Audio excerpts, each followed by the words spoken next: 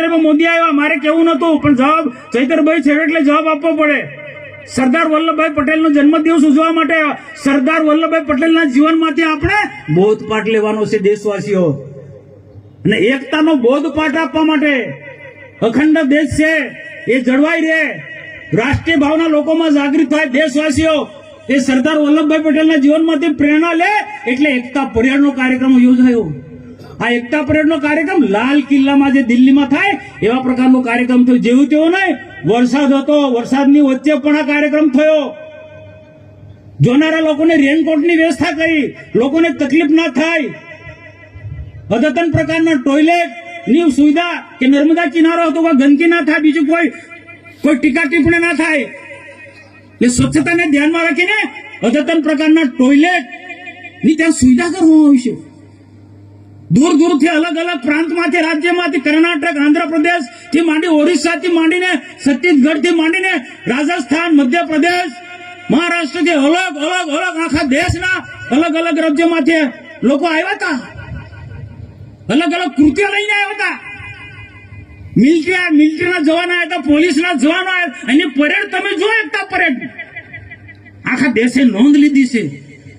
વિશ્વના લોકો એની નોંધ લીધી છે એકતા પરેડની. ના આપણે એની ટીકા ટિપ્પણી કરી. ભાઈ આટલો મોટો કાર્યક્રમ થાય એટલે સ્વાભાવિક છે ખર્ચ થાય, થવાનો ખર્ચ. ને દેશના પ્રધાનમંત્રી એમ કહે, કોઈ પણ ભૂતકાળના આવા કાર્યક્રમો તમે જોજો ભાઈ.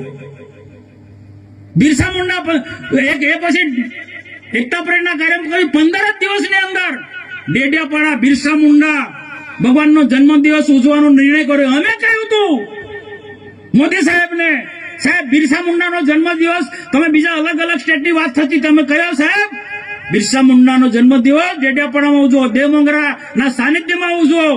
કે જે દેવમોંગરા જે છે આદિવાસીની કુળદેવી છે. ગુજરાત, મહારાષ્ટ્ર, મધ્યપ્રદેશ, રાજસ્થાન, અલગ અલગ સ્ટેટના લોકો ત્યાં દર્શન માટે આવશે.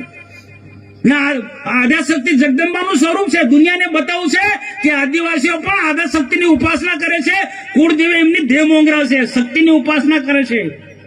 અમારી વાત સાંભળીને અહીંયા 15 જ દિવસમાં નિર્ણય કર્યો કે ડેડિયાપાડામાં બિરસા મુંડા જન્મ જયંતિનો કાર્યક્રમ ઉજવવો છે. બાકી આ કાર્યક્રમ આસામમાં બનતો હતો. નરેશભાઈને ખબર છે, મોતીભાઈને ખબર છે. મેં રોકાયો છે. મનસુખ વસાવે વિનંતી કરી મોદી સાહેબને કે સાહેબ ડેડિયાપાડામાં કોઈ ડરતી નથી, કોઈ ડરતી નથી. એક મેસેજ આપવો હતો. અને બીજી કોમ ઇતિહાસ બોલે છે, ઇતિહાસ બોલે છે. કોઈ પ્રૂફ આપે કે બિરસા મુંડાની ઓળખ કોને આપી ભાઈ? 15-20 વર્ષ પહેલા બિરસા મુંડાને કોણ ઓળખતું હતું? 15-20 વર્ષ પહેલા બિરસા મુંડાને કોઈ ઓળખતું નતું. પણ બિરસા મુંડાની આખા દેશને ઓળખ આપી હોય, ફક્ત આદિવાસી સમાજ નહીં, સમગ્ર સમાજને ઓળખ આપી હોય તો ભારતીય જનતા પાર્ટી નરેન્દ્રભાઈ મોદી સાહેબે ઓળખ આપી છે ભાઈ. હું ભારત સરકારનો મંત્રી હતો અને ભારત સરકારની ટીમ સાથે અમે બિરસા મુંડાના જન્મ સ્થળ પર અમે ગયા છે. 3 દિવસ સુધી એ વિસ્તારની અંદર અમે ફર્યા છે અને બિરસા મુંડાનું આખું જીવન ચરિત્ર કઈ રીતના છે એનો અભ્યાસ કર્યો છે. ઠીક છે, આખો દેશ જોડાય છે, બિરસા મુંડાના જીવનમાંથી પ્રેરણા આપણે લઈ રહ્યા છે. તો એ બિરસા મુંડા ને ભગવાન કેમ માને છે? આજે બિરસા મુંડાને ભગવાન કેમ માને છે? ને દેશના પ્રધાનમંત્રીના શબ્દો તમે જોજો, ભગવાન બિરસા મુંડા કહે છે. ક્રાંતિકારી હતા, ક્રાંતિવીર, પણ ક્રાંતિ શબ્દ નથી બોલતા ભગવાન બિરસા મુંડા. કારણ કે એમનું વ્યક્તિત્વ એવું હતું. અંગ્રેજોની સામે લડાઈ લડ્યા, તીર કામઠાની સેના તૈયાર કરી, પણ સાથે સાથે એમનું વ્યક્તિત્વ એવું હતું કે ગમે એટલો કોઈ બીમાર વ્યક્તિ હોય તો એને દવા આપે, ઔષધિ આપે, 2 દિવસની અંદર, 3 દિવસની અંદર એ મટી જાય. એ પ્રકારનું વ્યક્તિત્વ હતું. ને આ કાર્યના કારણે એમને લોકો ભગવાન માનતા હતા. તો એ બિરસા મુંડાનો જન્મ દિવસ ઉજવવાનો ડેડિયાપાડામાં નિર્ણય કર્યો. અને આપ બધા જાણો છો તેમ 1 લાખ સમાઈ શકે એટલો ડોમ બન્યો. કેમ ભાઈ? બીજા બધી જગ્યાએ બધા શહેરી વિસ્તારમાં ડોમ બને, એવો ડેમ આદિવાસી વિસ્તારમાં ડોમ ના બનવો જોઈએ. આદિવાસીઓ સારા ડોમમાં ના બેસી શકે. આદિવાસીઓ એક સારા ડોમમાં બેસે એના માટે પણ આગ્રહ અમારો હતો. સામાન્ય મંડપ નહીં જોઈએ, પ્રધાનમંત્રી આવે છે તો ડોમ સારો હોવો જોઈએ. ને તમે જોજો, ટીવીમાં જોયો છે કેટલો બફકાદાર આખો ડોમ હતો. અને આખા ડોમની અંદર લોકો ભરાઈ ગયા. પ્રદર્શનની અંદર, યાત્રાની અંદર આખા 25-30 હજાર લોકો હતા, લાખ, 1.25 લાખ, 1.5 લાખ લોકો આજે 2 ટાઈમ જમાડ્યા આદિવાસીઓને. કેમ ભાઈ આદિવાસીને જમાડ્યા એનો હિસાબ માંગો તમે? એનો હિસાબ માંગો છો? દેવમંગરા માતાજીનું દર્શન કર્યો. આજે ત્યાં એક વિદ્યાર્થીની હતા, નરેશભાઈ પૂછ્યું કે મોદી સાહેબે શું પૂછ્યું? દેવમંગરા માતાજીના દર્શન કર્યા, પણ સાથે સાથે આસપાસના જે વિદ્યાર્થીઓ હતા, સારી સ્કૂલોના વિદ્યાર્થીને ત્યાં ભેગા કર્યા હતા. કોઈ રાજનીતિ નહોતા કરવા. આદિવાસી સમાજ કઈ રીતના આગળ વધી રહ્યો છે તે દેવમંગરા ચર્ચા કરી. એવા સ્ટુડન્ટ સાથે અમે વાર્તાલાપ કર્યા કે મોદી સાહેબે શું બોલ્યું, તો મોદી સાહેબે શું કે આદિવાસી સમાજ માટે સરકાર અમે આટલું બધું ખર્ચ કર્યા છે, આટલી સારી સુવિધા, સારા બિલ્ડિંગો બનાવે, તમે શું બનવાના છો? તો દીકરીઓ કીધું અમે IAS અધિકારી બનીશું, અમે ડોક્ટર બનીશું.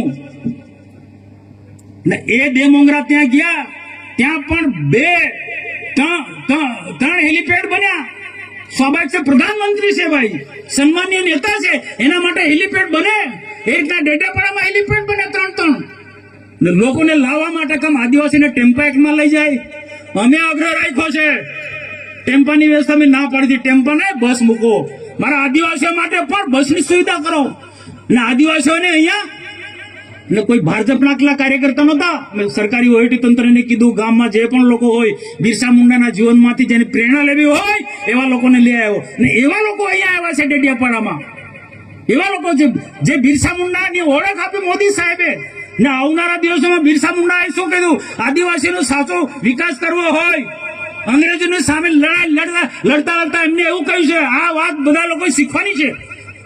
અંગ્રેજીની સામે લડ્યા પૂરી તાકાતથી, ભીલ સેના, તીરકમઠાવાળી સેના, પણ સાથે સાથે એમને એવું કહ્યું છે આદિવાસીનો સાચો વિકાસ 25 વર્ષની વયે, એ વખતે દેશ આઝાદ પણ નહોતો થયો, એ વખતે બિરસા મુંડાએ એવું કહ્યું હતું કે દેશ તો આઝાદ થશે, પણ આદિવાસી સાચો વિકાસ કરવો હશે તો કેટલાક કુરિવાજો છે, કેટલીક અંધશ્રદ્ધાઓ છે, કેટલાક વ્યસનો છે, એ ત્યજવા પડશે અને સારું શિક્ષણ લેવું પડશે, ગુણવત્તાવાળું શિક્ષણ લેવું પડશે.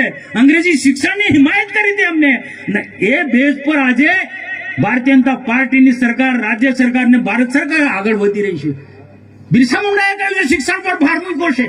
આદિવાસીનો ત્યારે જ વિકાસ થવાનો છે. કુરિવાજો છે, અંધશ્રદ્ધા છે, કેટલાક વ્યસનો, ખોટા વ્યસનો છે, એ છોડી અને શિક્ષણ તરફ ધ્યાન આપવું પડશે. આ બિરસા મુંડાએ વાત કરી છે. અને આ વાત કહેવા માટે ડેડિયાપાડાની ધરતી પર દેશના પ્રધાનમંત્રી આવ્યા હતા. હિસાબ માંગો કોઈ વાંધો નથી, પણ છાસવારે સોશિયલ મીડિયામાં, ટીવીમાં અને હિસાબ આપો. ભાઈ આખા પ્રધાનમંત્રી ને આદિવાસી સમાજનું અપમાન છે. આ સમગ્ર આદિવાસી સમાજનું અપમાન છે, બરોબર નથી. મને કોઈની ટીકા ટિપ્પણી કરવામાં મને એ રસ બી નથી, પણ કોઈ ટીકા ટિપ્પણી કરતો હોય તો એને જવાબ આપવાની અમારી ફરજ છે. સમાજની અંદર લોકોમાં કોઈ ગેરસમજ ઉભી થતી હોય તો એ દૂર કરવાની અમારી ફરજ છે. ભાઈ પ્રધાનમંત્રી આવે, ભાઈ પ્રધાનમંત્રી આવે તો એ પ્રકારનો કાર્યક્રમ બનવો જોઈએ કે નહીં? અને આદિવાસી વિસ્તારની અંદર આદિવાસી વિસ્તારને જમાયા છે, 2 ટાઈમ જમાડ્યા છે, તમામ પ્રકારની સુવિધા આપી છે, લાવવા લઈ જવાની બધી સુવિધા આપી છે. બહારની જે ટીમો આવી છે, બિરસા મુંડાના પરિવારના લોકો અહીંયા આવ્યા છે. અલગ અલગ રાજ્યોની સાંસ્કૃતિક આદિવાસી ટીમો અહીંયા ડેડિયાપાડામાં આવી છે અને નૃત્ય અમને કર્યા છે. આદિવાસી અલગ અલગ નૃત્યો અહીંયા બતાવ્યા છે એમને. એમને એમ કોઈ રાજનીતિ કરવા માટે કેવડિયાનો કાર્યક્રમ નથી બન્યો કે પછી ડેડિયાપાડાનો કાર્યક્રમ નથી બન્યો. બંને કાર્યક્રમમાં સરદાર વલ્લભભાઈ પટેલનો એકતા પરેડનો કાર્યક્રમ પણ રાષ્ટ્રીય પર્વ હતો. ના બિરસા મુંડાનો પણ કોઈ રાજકીય પાર્ટીનો કાર્યક્રમ નહીં, રાષ્ટ્ર વિચારધારાનો ભરેલો કાર્યક્રમ હતો, જેમાંથી આવનારા દિવસોમાં 2047માં દેશ વિકસિત ભારત બનવાનો છે. તો બંને મહાપુરુષોમાંથી દેશવાસીઓ પ્રેરણા લે. સરદાર વલ્લભભાઈ પટેલ અને બિરસા મુંડાના જીવનમાંથી પ્રેરણા લે દેશવાસીઓ. એટલા માટે બંને મોટા કાર્યક્રમ કર્યા. તો આજના પ્રસંગે મારે ઉપસ્થિત સર્વેને મારી નમ્ર વિનંતી છે, પોલીસ જવાનો પણ અહીંયા ઉપસ્થિત છે, કાયદો અને વ્યવસ્થા જાણો, તમે ખૂબ મહેનત કરો. તમારા છોકરાની પણ ચિંતા કરજો ભાઈ. તમારા છોકરા પણ સારું ભણે, આવી સ્કૂલોમાં મોકલો. IAS અધિકારી બને, IPS અધિકારી બને, કલેક્ટર બને, DSP બને.